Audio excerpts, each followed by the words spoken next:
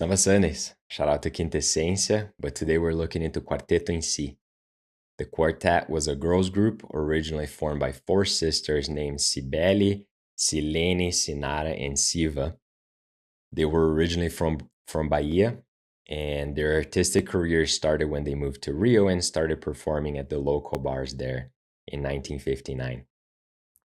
After a few years in that local scene, they caught the eye of Vinicius de Moraes and a few other bossa nova artists, and that's when their career actually took off. They recorded their first album in '64 and kept dropping albums pretty consistently after that, pretty much every year.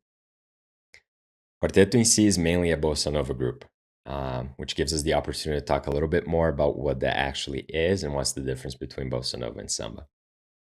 Bossa nova originated in the 50s, and it's basically a mix between samba and jazz.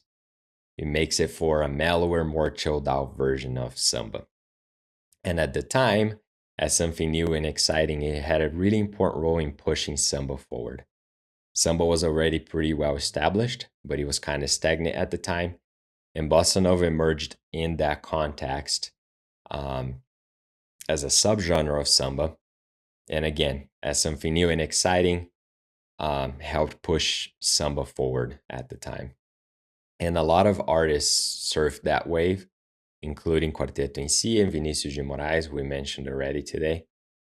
What I find most interesting about bossa nova is how popular it is outside of Brazil.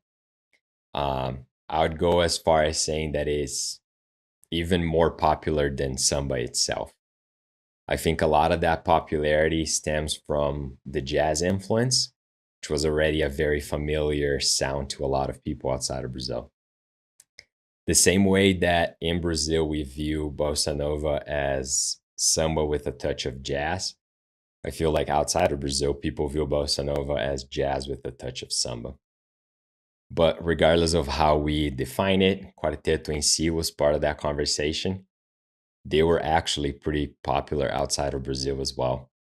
And they were the inspo for today's design. So, Quarteto em si, singela homenagem, espero que gostem.